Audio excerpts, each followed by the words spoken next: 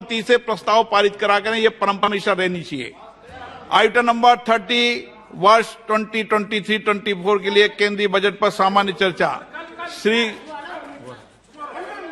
Gaurav Gogoi. No.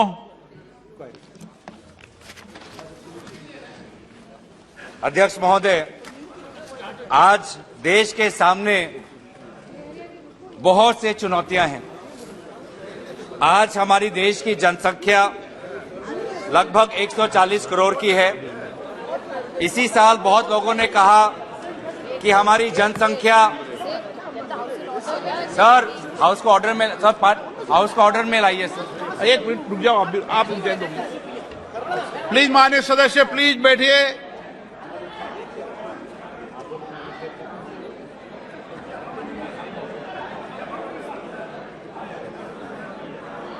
Please माननीय सदस्य विराजे। House order please. माननीय सदस्यगण,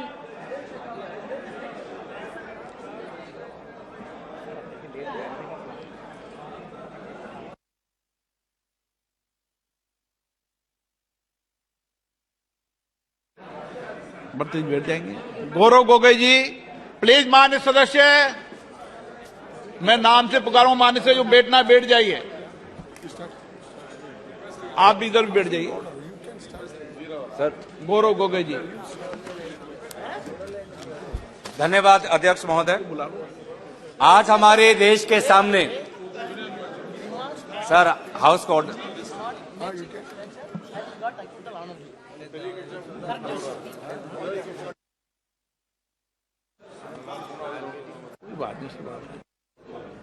गौरव गोगोई जी प्लीज। धन्यवाद अध्यक्ष महोदय। आज हमारे देश के सामने विभिन्न चुनौतियां हैं सर। सबसे बड़ी चुनौतियां यह है कि आज हमारे देश की जो जनसंख्या है लगभग 140 करोड़ को पार कर चुकी है, और इस वर्ष के प्रारंभ में बहुत लोग कहते हैं कि अब चीन से ज्यादा जनसंख्या आज हमारे देश में है। इसके बावजूद भी आज बेरोजगारी का जो दर है लगभग 7%, आज जनवरी में यह आंकड़ा आया है CMIE से। पिछले महीने 8% था। तो आप देख सकते हैं कि आज हमारे देश के लिए कितने कठिन परिस्थिति में है। एक तरफ हमारा जनसंख्या बढ़ रहा है, दूसरी तरफ बेरोजगारी बढ़ रही है, और साथ ही साथ अगर हम देखें कि गरीबी भी आज कोविड और विभिन्न कारणों के पश्चात आज गरीबी भी बढ़ रही है। अगर 80 करोड़ लोगों को आज भी अनाज देना पड़ रहा है, अगर 140 करोड़ में से 80 करोड़ लोगों को आज भी फ्री अनाज देना पड़ रहा है, बेरोजगारी का दर 7% है, तो आज हमारे देश में कितनी गंभीर चुनौतियां हैं इसका अंदाजा आप कर सकते हैं। इन्फ्लेशन, आज ही आरबीआई ने रेट दोबारा बढ़ाए 25 बेसिस पॉइंट, क्योंकि इन्फ्लेशन घट नहीं रहा जितना घटना चाहिए। अब भी आज हमने देखा कि कोर इन्फ्लेशन जो है दिसंबर के महीने में 6.1% था, और अभी अंदाजा है आरबीआई के द्वारा कि for the financial year 23-24 core inflation will still be at 5.3%, which is still quite high. Retail inflation is still on the higher side. It is at 5.72%. तो जनसंख्या की समस्याएं हैं, अर्थव्यवस्था की समस्याएं हैं, महंगाई की समस्याएं हैं, बेरोजगारी की समस्या है, और साथ ही साथ आज जो हमारे सीमांचल पे हम देख रहे हैं उत्तर और पूर्व की तरफ चीन का हमें नया एक चुनौती हमको दिख रहा है। ऐसे ही वक्त में हम चाहते थे कि एक ऐसा बजट आए जो देश को दिशा दे, वर्तमान की परिस्थितियों में वर्तमान की चुनौतियों को संभालने के लिए देश को एक नई दिशा दे। लेकिन हमने देखा कि इस बजट में ये जो चुनौतियां हैं इनके लिए इनके पास कोई उपाय नहीं। सर, क्रेडिट रेटिंग एजेंसीज होती हैं जो बॉन्ड्स को देखकर विभिन्न प्रकार की रेटिंग देती हैं। मैं भी इस बजट को एक रेटिंग देना चाहूंगा। बजट को मैं रेटिंग देता हूं A rating sir, A rating. But ये ए वो वाला ए नहीं जो हमको स्कूल के परीक्षा में मिलता है।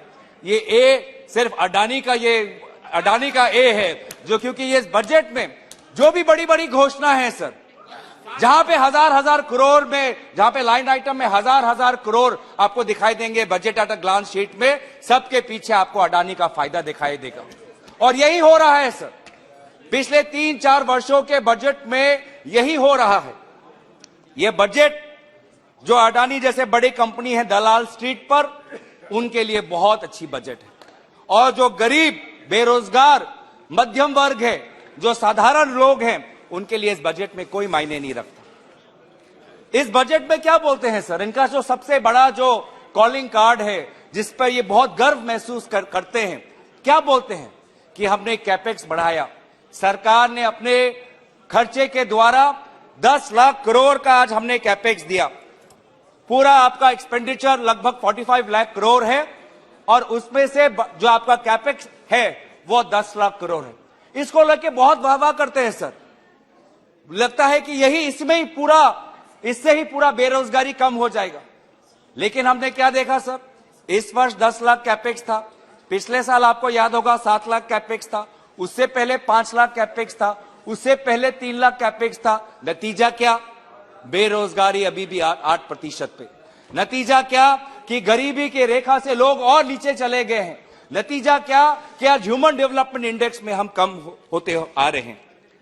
और बहुत अगर आप बारीकी में जाएंगे तो इस बजट में जो कैपेक्स का जो बजट है 10 लाख करोड़, 5 लाख करोड़ जाता है ट्रांसपोर्ट में। ट्रांसपोर्ट बोले तो हाईवे, ट्रांसपोर्ट बोले तो एयरपोर्ट, पोर्ट और रेलवेज। और अभी हमने क्या सुना कि हाईवे का मतलब अडानी, पोर्ट का मतलब एयरपोर्ट का मतलब, तो ये सर यही इनकी मंशा है कि सरकार बनाए हाईवे, एयरपोर्ट, पोर्ट, रेल और बाद में एसेट मोनेटाइजेशन के द्वारा ये सारे प्रोजेक्ट अडानी को दिया जाए। यही इनकी मंशा है, यही हमने देखा है सर, ये कोई नई बात नहीं है। आज इनके ये जो बार बार वाहवा लेते हैं कि 10 लाख करोड़ सरकार ने खर्च किया है, निजी क्षेत्र ने क्यों नहीं किया? प्राइवेट सेक्टर का इन्वेस्टमेंट कहां है? आज प्राइवेट सेक्टर के इन्वेस्टमेंट को सर, मैं यील्ड नहीं कर रहा सर, मैं यील्ड नहीं कर रहा sir. Point of order, sorry, just sir बार बार ऐसे तो एक बार आप इंकरेज करेंगे तो बार बार होते जाएगा सर। नहीं। आप प्रेसिडेंट देख लीजिए सर, एक बार ये शुरू हो गया तो ये वाला ट्रेंड रुकता नहीं है सर, ये ट्रेंड रुकता नहीं है सर। अभी तो बड़ी शुरुआत के, अभी अडानी का नाम बहुत बहुत आएगा सर। अभी निशिकांत जी को थोड़ा धैर्य रखना चाहिए, अभी बहुत नाम आने वाला है।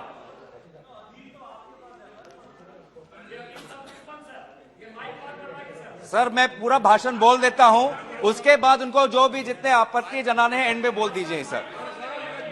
सर मैं आपको बताना चाहता हूं कि आज ये गवर्नमेंट जो एक्सपेंडिचर कर रही है, प्राइवेट सेक्टर को जो इन्वेस्ट ना करना पड़े, इसकी ये इनकी रणनीति है। My advice would be, you can avoid specifically mentioning the name. That is my advice to you. Thank you sir. Sir may I continue? So ये जो है, ताकि निजी क्षेत्रों को इन्वेस्ट ना करना पड़े, सारा इंफ्रास्ट्रक्चर सरकार बनाए और फिर एसेट मोनेटाइजेशन के द्वारा इन्होंने एक लंबी लिस्ट बनाई है जिसमें इनके नीति आयोग ने कहा है कि क्या क्या एसेट मोनेटाइज करेंगे। ये स्टेट हाईवे को बेचेंगे, ये एक्सप्रेस वे को बेचेंगे, ये पावर ट्रांसमिशन को बेचेंगे, ये अर्बन बस टर्मिनल्स को बेचेंगे, ये वेयर हाउसेस को बेचेंगे, ये गैस पाइपलाइन को बेचेंगे। और किसको बेचेंगे? वो ए रेटिंग, जो ए बजट है ना सर, उसी को बेचेंगे सर। अब तो खुश है, अब तो मैं नाम नहीं ले रहा, ए कंपनी को बेचेंगे। तो सर ये एसेट जो बनता है पब्लिक मनी से बनता है, और एसेट जो मोनेटाइज होता है वो क्रोनी कैपिटलिज्म के द्वारा होता है सर। लेकिन सर हम जानकारी भी जानना चाहेंगे कि आप पिछले 3-4 सालों से आप कैपेक्स कर रहे हैं, आप कैपेक्स बढ़ाए हैं, तो आपके पास I can only read out. नहीं, बस ये है allegation against any person, not make any allegation. No allegation against, जो आप पहले भी कहे थे allegation against any person, not necessarily a member of this house. When you are mentioning a name, if he is not a member in the house, how can he defend himself? So that Adani is Sir- not a name, it's the name of a company. even if Sir, thank you, sir. just let thank me you, complete. Sir. Thank you, sir. Let me Sir, may I complete. continue, sir? Professor Sir, Roy, may I please sit continue? down. May I continue, sir? Nishikantji, May I please continue, sit down. sir? Sir, the ये speaker may at any time yes. prohibit any member from making any such allegation if the speaker is of the opinion that such allegation is derogatory to the dignity of the house. How is it dignity, sir? No. Sir, The speaker has to take that decision. Yes. He is saying yes, sir. Or that no public interest is served by making such allegation. Sir, So in that respect, I have requested you not to mention the name. sir, with all due respect, will be sir, too far-fetched. मेरे जो भी आरोप है सरकार पर है. मेरे अभी तक जो भी एलिगेशन है वो भी सरकार पे बनाया है. Please continue. जो और इसीलिए किसी निजी Please कंपनी पर आरोप continue. नहीं है. Please आरोप continue. सरकार पे है Please सर. पर आपका जो एडवाइस है, परामर्श है, मैं उसको लेता हूं, कबूल करता हूं. तो सर ये जो कैपेक्स ये बढ़ाते जा रहे हैं, इसको लेकर कितना जॉब्स बना सर? वेजेस कितने बढ़े? इसके पास कोई आंकड़ा है? अब सबसे ज्यादा जो ट्रांसपोर्ट में जो बजट मिलता है 5 लाख करोड़, हमारे अश्विनी वैष्णव जी हैं हमारे रेलवे विभाग के मंत्री, सबसे ज्यादा ट्रांसपोर्ट बजट इनके विभाग को मिलता है. तो सर हम भी चाहते हैं कि बेरोजगारी कम हो रेलवे विभाग में. रेलवे विभाग में सर इस बार मिला है. ठीक है, इस बार मिला है. सबसे ज्यादा मिला है. तो रेलवे को. हमारी ये अपेक्षा है कि रेलवे विभाग में अभी 3 लाख नौकरी पद पे कोई नहीं है सर. वैकेंसियां हैं रेलवे विभाग में, तो उसको तो भरे. आज हम ये जानना चाहते हैं कि रेल में जो अलग अलग ये रेक्स आएंगे, ये जा रहे हैं स्टोर्स में आएंगे, नए नए जो कोचेस बनेंगे, कितने नए रोजगार होंगे? इससे कितने नए रोजगार सृजित होंगे? या सारे रोजगार जो पहले के जो एग्जिस्टिंग फैक्ट्रीज है वहीं पे जाने वाले? ये हमारा चिंता है सर. बहुत बड़ी बड़ी बातें, fastest growing economy, largest economy, ठीक है सर, हमें गर्व होता है, लेकिन गर्व के साथ हमें थोड़ी डिग्निटी और ह्यूमिलिटी भी होनी चाहिए सर. क्योंकि सर आज हमारा मुकाबला किसके साथ है?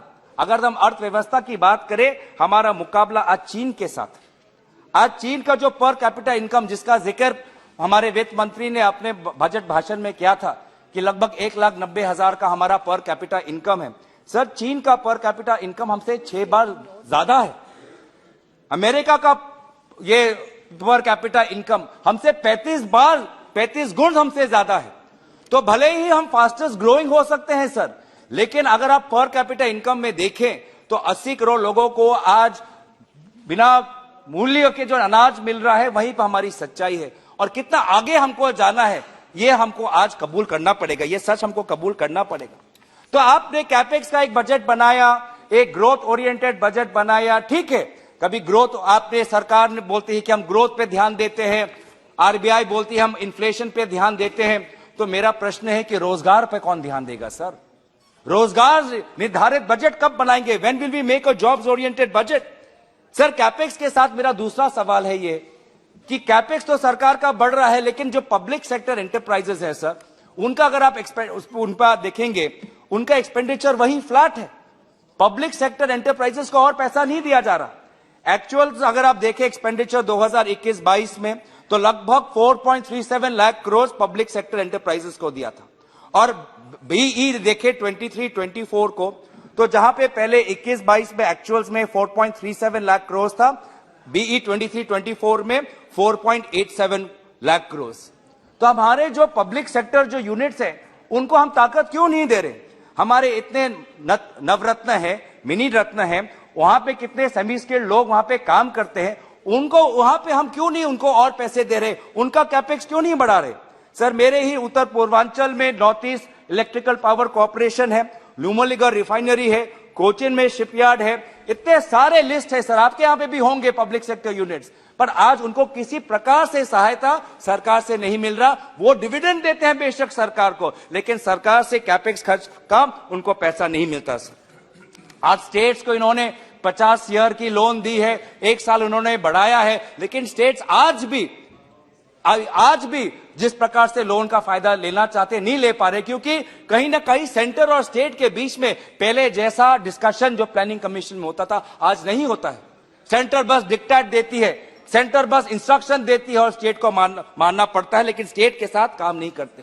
तो इनका पूरा जो कैपेक्स है सर, ये पूरा जो कैपेक्स है, मैं दोबारा आरोप लगा रहा हूं, एक विशेष एक कंपनी को फायदे दिलाने के लिए इनका कैपेक्स का स्ट्रेटेजी है, जॉब्स ओरिएंटेड नहीं है। अब दूसरी बात सर, ये दूसरी बात के लिए बहुत वाहवाह लेते हैं कि हमने फिस्कल डेफिसिट का जो ग्लाइड पाथ है वो हमने मेंटेन किया है। इस बार बीई 23-24 में इन्होंने फिस्कल डेफिसिट 5.9 रखा, पिछले साल 6.4 रखा। ठीक है, अच्छी बात है, fiscal deficit glide path, fiscal deficit consolidate होना चाहिए, लेकिन इसका बोझ किसने उठाया सर इस बजट पे? इसका बोझ अगर किसी ने उठाया फिस्कल डेफिसिट का, तो आज गरीब और मध्यम वर्ग ने उठाया। कैसे इन्होंने फिस्कल डेफिसिट को मेंटेन किया?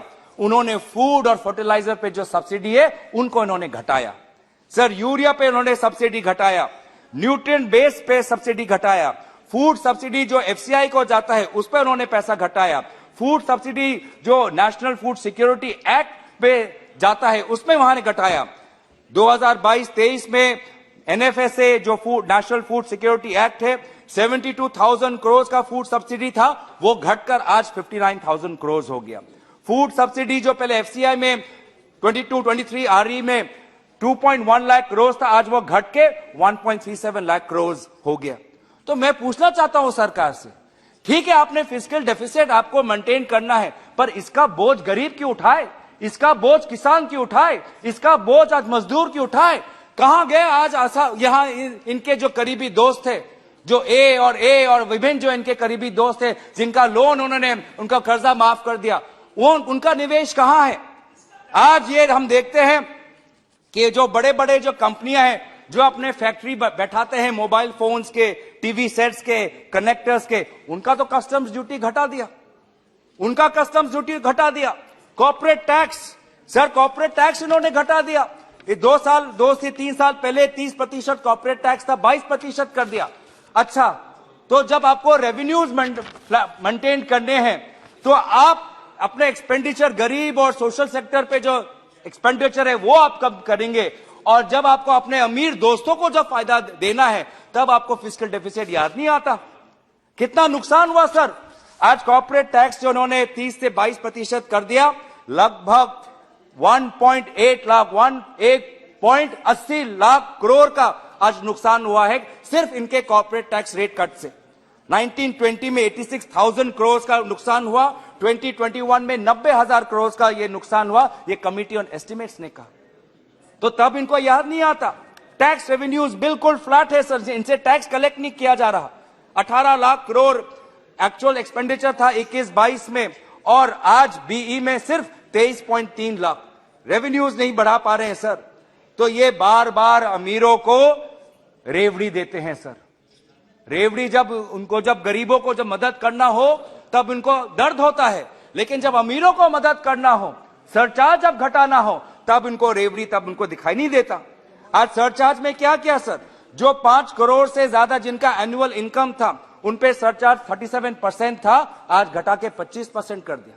पहले एक अंतर होता था, दो जिनका एनुअल इनकम 2 करोड़ और जिनका एनुअल इनकम 5 करोड़ से ज्यादा था, इन दोनों वर्गों में अलग अलग सरचार्ज रेट थे। आज इन्होंने दोनों को घटा दिया। तो क्या हो रहा है सर कि फर्टिलाइजर फूड सब्सिडी घटाओ, मिल्क दूध के दाम बढ़ाओ और अमीर दोस्तों के सरचार्ज कम करो, उनके फैक्ट्रियों के इनपुट के पे जो कस्टम्स ड्यूटी कम करो। आज यही हो रहा है सर। आज क्या देख रहे हैं, ऑक्सफैम की एक रिपोर्ट आई सर, उस रिपोर्ट में कहा गया है कि लगभग 60% जो जीएसटी है, 64% to be precise, 64% of GST is being contributed by the bottom 50% of our country. ये है आज सच्चाई। देश का जो सबसे अमीर वर्ग है सिर्फ 10% जीएसटी का कंट्रीब्यूशन है, और जो बॉटम 50% है सर, जो गिर गिर के अपने बच्चों को पढ़ा रहा है, गिर गिर के अब वो हॉस्पिटल में जा रहा है, उस पर वो जो 50% के नीचे वर्ग है लगभग 64% जीएसटी देते हैं सर। आज फ्यूल पे कोई उनको सहायता नहीं, इलेक्ट्रिसिटी पे कोई सहायता नहीं, कुकिंग गैस पर कोई सहायता नहीं, 14 kg का गैस सिलेंडर आज लगभग दिल्ली में 1000 रुपए का हो गया है सर। जिनी इनइक्वालिटी जो हमारे अंतर जो हो गया है, गरीब और अमीरों के बीच में जो अंतर है वो आज बढ़ गया है इनके सरकारों में। और ये अच्छे दिन की बात करते हैं। अच्छे दिन आए हैं तो अडानी के आए हैं, और गरीब के लिए आए हैं तो सिर्फ बुरे दिन, महंगाई और बेरोजगार आए हैं। ये तो आरोप तो नहीं है सर, ये आरोप है क्या? उनको आरोप तो नहीं है इनके सर। सर गरीब को क्या मिलता है सर इस भाषण में? गरीब को सिर्फ भाषण मिलता है सर। क्या क्या सपने दिखाए थे? 2022 में हम आए हैं, सबको घर मिल जाएगा, हाउसिंग फॉर ऑल 2022 में। 2022 में क्या होगा? किसानों का जो उनका आमदनी है दुगुन हो जाएगा, बढ़ जाएगा। 2022 तक स्मार्ट सिटीज हो जाएंगे, गंगा नमामि गंगा हो जाएगी। लेकिन ये सब कुछ नहीं हुआ। अगर से कुछ हुआ है तो दूध का दाम बढ़ा है। किसानों की बात करते हैं, क्लाइमेट चेंज की बात करते हैं सर। आप तो क्लाइमेट चेंज और उड़ीसा में बहुत आपने देखा है। आप जानते हैं कि क्लाइमेट चेंज पर अगर किसी पे प्रभाव पड़ता है तो वर्षा किस समय पर होती है, रेनफॉल के जो पैटर्न्स हैं आज वो सब बदल चुके हैं। जिस वक्त वर्षा होनी चाहिए नहीं होती है, और जिस वक्त वर्षा होनी चाहिए उस टाइम नहीं होती, जिसके कारण क्या हो रहा है? आज किसान का फसल और उसका जो उत्पादन है नहीं हो रहा है बाजार में, जो इसीलिए उसके उत्पादन का दाम बढ़ रहा है और इन्फ्लेशन से जुड़ा हुआ है। लेकिन उन्होंने इस बजट में क्या किया है? जो किसान के लिए आज इरिगेशन, लगभग 50% किसान आज वर्षा पर निर्भर करता है। इन्होंने कृषि सिंचाई योजना का जो बजट है उसको उन्होंने घटा दिया है, सर। लगभग 8600 करोड़ का इन्होंने इरिगेशन पे स्कीम का बजट है, जबकि पिछले वर्ष 10,000 करोड़ का था। प्राइस स्टेबलाइजेशन की बात की थी ताकि उचित मूल्य मिले, आज वो प्राइस स्टेबलाइजेशन नहीं है। टमाटर, प्याज, आलू के लिए इन्होंने ऑपरेशन ग्रीन्स का इन्होंने घोषणा की थी, 2014 करोड़ का, आज उसमें 50% घटीशत हुआ है। मार्केट इंटरवेंशन स्कीम नहीं है। आज एमएसपी का लॉ, एमएसपी का कोई लॉ का जिक्र भी नहीं कि एमएसपी लॉ इस साल आएगा, कब आएगा, कोई जिक्र नहीं। डबलिंग ऑफ फार्मर्स इनकम, कोई जिक्र नहीं। एमएसपी को गारंटी, कोई जिक्र नहीं। केसीसी लोन को लेकर आज किसान की अर्थव्यवस्था इतनी खराब है कि केसीसी लोन का कर्ज भी वो वापस नहीं कर पा रहा। अगर सरकार से कुछ मैं गुहार लगाऊंगा तो ये गुहार लगाऊंगा कि जिस प्रकार से अपने बड़ी कंपनियों का अपने लोन माफ किया, किसानों के केसीसी लोन का भी कर्ज आप माफ करें। सर आप देखिए ग्रामीण क्षेत्र में क्या हो रहा है।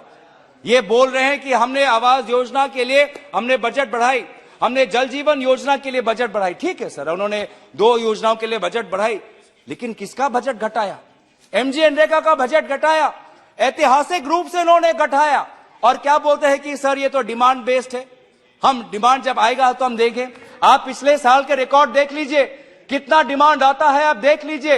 ये सिर्फ आप एक चाहते हैं कि आप अभी बजट में कम रुपए दें, बाद में सप्लीमेंट्री ग्रांट के द्वारा ज्यादा रुपए बढ़ाए। और इस प्रक्रिया से क्या होता है सर मेरी बात देखिए, सुनिए सर, उड़ीसा में भी ये समस्या है।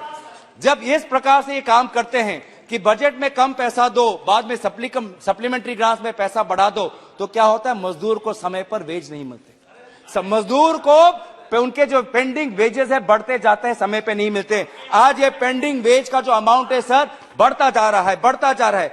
आज इस फाइनेंशियल ईयर में 690 करोड़ का ये पेंडिंग वेजेस का इनका ड्यू है सर। ये आज ये नहीं कर पा रहे, ये आज इनकी एक समस्या है। सर आज किसान की मैं बात कर दिया, दूसरी मैंने आपको बेरोजगारी की बात की, महंगाई की बात की। अब सर मैं बात करना चाहूंगा कि जो हमारे सीमा पर जो आज एक चुनौती मंडराता हुआ हमें दिखाई दे रहा है, जो चुनौती हमको दिखाई दे रहा है, उत्तर भी है, पूर्व में भी है सर। अब उसमें हम देख रहे हैं कि डिफेंस में आज आप हमारी सेना इस सरकार से चाहती थी कि लगभग 20% बढ़ोतरी होनी चाहिए, लेकिन आपने सिर्फ 13% बढ़ोतरी की है, सिर्फ 13%, जहां पे 20% बढ़ोतरी होनी चाहिए। कैपिटल आउटले आपका 1.62 लाख करोड़ है, वो भी पिछले साल के तुलना में 20% हाइक नहीं है। आज वायु सेना तरस रहा है कि हमको 42 फ्लाइंग स्क्वाड्रंस चाहिए, आज भी उनके पास फ्लाइंग स्क्वाड्रंस 42 नहीं है, there is a shortage.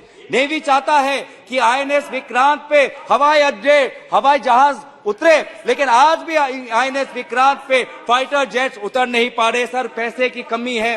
Sir Sukhoi के लिए आज सुखोई को हमको अपने मशीन और हमारे एयरक्राफ्ट को अपग्रेड करना है, उसके लिए हमको पैसे चाहिए, उसके लिए ये पैसे नहीं दे रहे, तो कैसे लड़ेंगे? जो चुनौती जो है इससे चुनौती के साथ कैसे लड़ेंगे, चीनी चुनौती के साथ कैसे लड़ेंगे। और सर देखिए, हमारे सरकार के विदेश मंत्री ये कहते हैं कि आज जो हमारा संबंध है चीन के साथ पहले जैसा नहीं है, पहले जैसा नहीं है। लेकिन हुआ क्या, मैं वित्त मंत्री से मैं गुहार लगाऊंगा कि आप अपने कॉमर्स मिनिस्ट्री से बात करिए। सर चाइना से इंपोर्ट बढ़ता ही जा रहा है, बढ़ता ही जा रहा है। 2014 से चाइना से इंपोर्ट बढ़ता ही जा रहा है। सर ट्रेड डेफिसिट चाइना के साथ लगभग $36 बिलियन था, आज 2021 में लगभग $70 बिलियन हो गया, दुगुन बढ़ गया है इन्हीं के साथ, इन्हीं के टाइम पे। सर कैसे क्या मैसेज जा रहा है हमारे सेना को। हम इस सेना को बोलते हैं कि आप सीमा पे, आप वहां पे जुटे रहिए, लड़े रहिए, और हम वहां से चीनी सामान हम खरीदते जा रहे हैं, बढ़ाते जा रहे हैं। सरकार के पास क्या नीति है, वो बोलते हैं कि सर जो मोबाइल फोन के जो पार्ट्स आते हैं, जो मेडिसिन के जो एपीआईज आते हैं, वो चीन से आते हैं, इसलिए हमको चीनी पर जो हमारी निर्भरता है वो बढ़ती ही जा रही है। ये कैसा स्कीम बनाया आपने, ये पीएलआई का आपने कैसा स्कीम बनाया कि जहां पे हमारा भी विकास हो रहा है, हम अपने ही विकास में चीन का भी विकास कर रहे हैं। ये कैसा स्कीम है। पूरा देश, पूरी दुनिया आज चीन से अपनी सप्लाई चेन्स हटा रही है। दुनिया आज अपनी चीन पे जो निर्भरता है कम कर रही है, और एक लौता देश, मोदी सरकार की जो ये नीति है, जो भारत की कमजोरी जो चीन के आयात पे है, निर्यात पे है, उस पे और बढ़ती हुई दिखाई दे रही है। सर बहुत ही गलत संदेश जा रहा है। सर आज चीन हमारे पड़ोसी देश के साथ संबंध बढ़ाया जा रहा है। श्रीलंका, बांग्लादेश, नेपाल, मालदीव, आपने एमईए के बजट में कितना आपने इंटरनेशनल एड दिया, कहीं आपने किसी विदेशी सरकार को कुछ बसेस दे दिए, उसको लेके वाह वाह कर रहे हैं। आज ऐसी एक नौबत आ गई सर कि बस देते हुए हमारी सरकार उनको महसूस होता है कि हमने चीन की तुलना में अपने पड़ोसी के साथ बहुत अच्छा रिश्ता बना लिया। तो सर ये इसलिए हमको लगता है कि इनकी जो आंख है, आंख से वो ए रेटिंग जो है, ए रेटिंग बना ही रहे, इसलिए इनकी ये बजट इस पर ये करते हैं। सर मैन्युफैक्चरिंग पे क्या हो रहा है। अगर हमको चीन से मुकाबला करना है, हमको अपने अर्थव्यवस्था को ताकतवर करना पड़ेगा, मैन्युफैक्चरिंग पर ध्यान देना पड़ेगा। लेकिन आज एक्सपोर्ट्स गिरे हैं सर, 12% एक्सपोर्ट गिरे हैं। Overall growth in 8 core sectors is a minimum 9.8% sir. This is not even close to the nominal growth, is only 9.8%. Growth rates for coal is minimal, refinery minimal, steel minimal, cement minimal. Manufacturing as contribution to gross value addition is only 17%, and this government had the target of 25%, sir. And we're only at 17%. रुपए का value कम हो गया। आप ही के प्रधानमंत्री जब मुख्यमंत्री थे क्या बोलते थे कि जब रुपए का स्तर गिरता है तो देश का जो हमारा जो सम्मान है वो सम्मान भी गिरता है। तो जब पिछले साल एशिया में सबसे कमजोर करेंसी रुपया का था, तब आपने क्या सोचा, तब भी आपके पास एक सुविधा थी कि ये जो रुपए गिरते हुए आ रहे हैं, उससे हमारे एक्सपोर्ट्स को कंपटीशन मिलना चाहिए, एक्सपोर्ट्स बढ़ने चाहिए, लेकिन नहीं कर पाया। आपने उस प्रकार की ट्रेड और करेंसी अपने स्ट्रेटेजी नहीं बनाई, जिससे कारण आज क्या हुआ, आपके इस विफलताओं से 2020 में वर्ल्ड बैंक ने कहा लगभग 5.25 करोड़ भारतवासी दोबारा गरीबी रेखा में आज वो वापस चले गए हैं।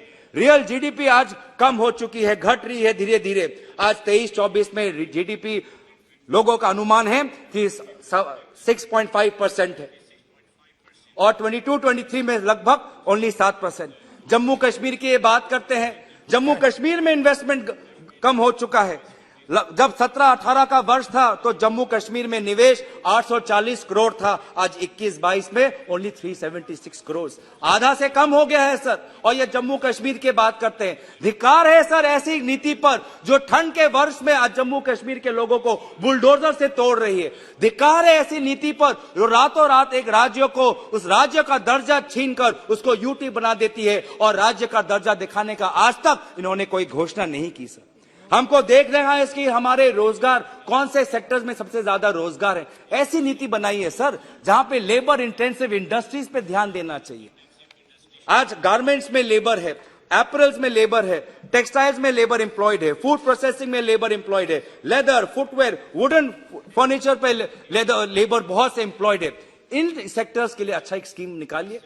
पीएलआई सिर्फ, और पीएलआई से सब कुछ नहीं होने वाला, पीएलआई एक सब्सिडी है सर, एक सब्सिडी से पूरा आपका सेक्टर नहीं बनने वाला।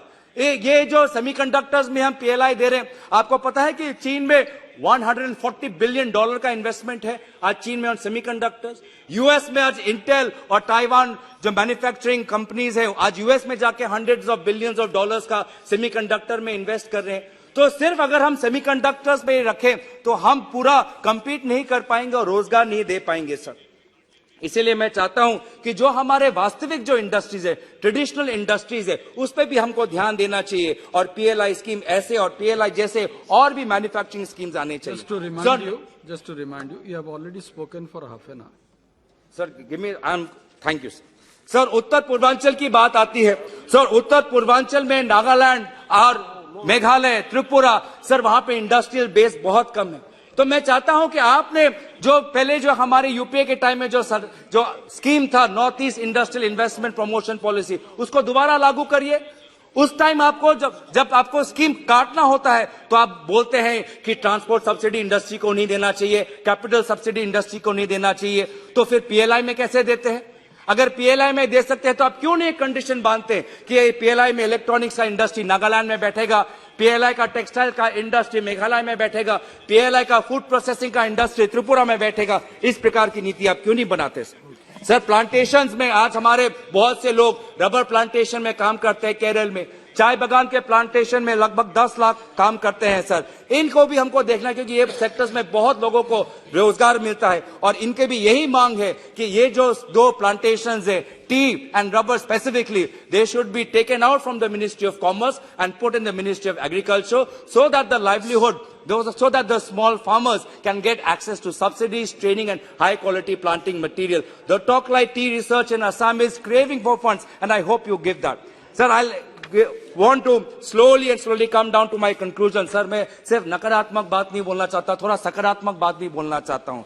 सर, मेरा सकारात्मक बात यह है कि इन्वेस्ट, concluding सकारात्मक, Not slowly, but speed it up. I'll try sir. Sir, वो कुछ मोबाइल देखते हैं सर, वो 2x की स्पीड में आता है, वो उस पर का नहीं कर पाऊंगा sir. I am not telling you 5G. ठीक है sir.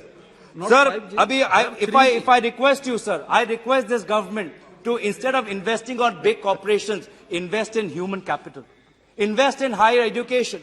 So that in Peking University in China, वो रैंक्ड आज 39 पे है यूएस न्यूज पे, और हमारा जो टॉप परफॉर्मिंग यूनिवर्सिटी है Indian Institute of Science Bangalore में, वो 551 रैंकिंग पे है. So we have to invest in higher education, we have to invest in science. This is what our India's first Prime Minister, Pandit Jawaharlal Nehru, said, that for India to progress, we must cultivate a scientific temper.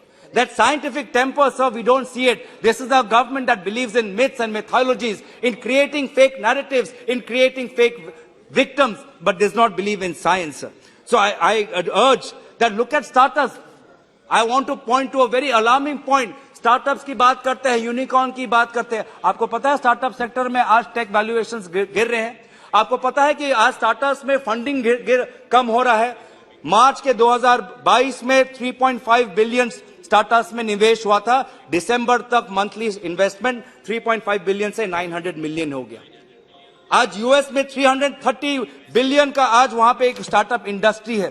तो आज हमारे profitability को लेके बहुत से प्रश्न उठ रहे हैं. मैं चाहता हूं कि आप उस पर ध्यान दें. सर, आप सर्विसेज पे ध्यान दीजिए. अगर हम देख रहे हैं कि आज अगर हमारे देश की अर्थव्यवस्था को कोई पकड़ रहा है तो हमारा मध्यम वर्ग पकड़ रहा है. Private consumption is happening, sir, and that is keeping the economy alive. And where is this investment going? It's going in trade, hotels, restaurants, transport, storage, communication, social and personal services. The services sector contribute 53% to our gross value addition. So this is where we have to invest in our services. We have to invest in cities and towns. Look at what is happening in Joshimath, sir. आज हमारे बहुत से Himalayan range में ऐसे शहर हैं जिनकी load bearing capacity से ज्यादा वहां पे डेवलपमेंट, कंस्ट्रक्शन और टूरिज्म का फुटफॉल हो रहा है. हमें नियंत्रण बनाना है सर. टूरिज्म भी चाहिए लेकिन सस्टेनेबल टूरिज्म होना चाहिए. तो सर, आज हम देख रहे हैं कि सस्टेनेबिलिटी पर आपके सरकार ने वायु प्रदूषण पर नेशनल क्लीन एयर प्रोग्राम निकाला. वो प्रोग्राम आज पूरी तरीके से विफल हो गया है. पूरी तरीके से विफल. सारे शहर जो नेशनल क्लीन एयर प्रोग्राम में सिटी एयर एक्शन प्लान्स निकालते, सारे कार्बन कॉपी हैं sir, cut and copy paste. कुछ नहीं हो रहा सर. पूरा पैसा जो 15 फाइनेंस कमीशन में दिया था वो वृत हो गया है। मिलेट की आप बात करते हैं, श्री अन्ना की बात करते हैं, मैं स्वागत करता हूं कि आपने मिलेट पे इतना जोर दिया, लेकिन मिलेट के साथ साथ मेरा परामर्श ये भी होगा कि इसको decentralise procurement and decentralise distribution से जुड़े, आईसीडीएस और पीडीएस से जुड़े, क्योंकि माल न्यूट्रिशन आज भी एक बहुत बड़ी समस्या है और अगर माल न्यूट्रिशन को अगर हमें खत्म करना है तो पीडीएस के द्वारा मिलेट और आईसीडीएस के द्वारा आंगनवाड़ी सेंटर्स में लोगों को यह जानकारी जाए, इसलिए जाए। एंड में जाके मैं ये बोलना चाहूंगा कि सरकार को पारदर्शी होना चाहिए, पारदर्शी होना चाहिए। लेकिन लोकतंत्र का ये मूल्य है पारदर्शी। लेकिन जब भी ये हम कोई सवाल उठाते हैं, विपक्ष उठाती है या मीडिया उठाता है, हम भी सर लोकतंत्र के पार्ट है, विपक्ष भी दबाव बनाता है जनहित में, पर जब भी हम कोई सवाल उठाते हैं तो हमारे सवालों को नजरअंदाज किया जाता है, हमारे आवाज को बंद किया जाता है। जब हम पूछते हैं कि पीएम केयर फंड जो एक सरकारी फंड नहीं है, उसमें सरकारी लोगों कैसे लगा, हुआवे जैसे चाइनीज कंपनी ने 7 करोड़ कैसे दिए, तब कुछ आवाज नहीं आता, आरटीआई तक का जवाब नहीं आता। जब हम मांग करते हैं कि ऐसे वक्त में जब एक पर्टिकुलर कंपनी का मार्केट वैल्यूएशन डाउन हो रहा था, स्टॉक मार्केट मैनिपुलेशन और सर्कुलर ट्रेडिंग के लेकर गंभीर आरोप लग रहे थे, जब कोई रिटेल इन्वेस्टर उस कंपनी के एफपीओ में नहीं आया तो किसने दबाव बनाया कि एसबीआई और एलआईसी ऐसे संवेदनशील समय पर एंकर इन्वेस्टर बने? किसने दबाव बनाया एसबीआई और एलआईसी पर? ये हम पब्लिक रिप्रेजेंटेटिव है और पब्लिक फेथ और पब्लिक मनी का देखभाली करना हमारा जिम्मेदारी बनता है। तो मैं सरकार से बोलूंगा कि वो साहस दिखाएं, अगर जांच हो तो जांच से डरना नहीं, पीएम केस पे भी जांच हो और अडानी के और ये एलआईसी एसबीआई पे जो पूरा रिश्ता हुआ इस पर भी जेपीसी होने की हमारी मांग है। इन्हीं शब्दों के साथ मैं अपना भाषण समाप्त करता हूं। धन्यवाद। जय Hind. Thank you, Gaurav ji. Thank you, Gaurav ji. Now I request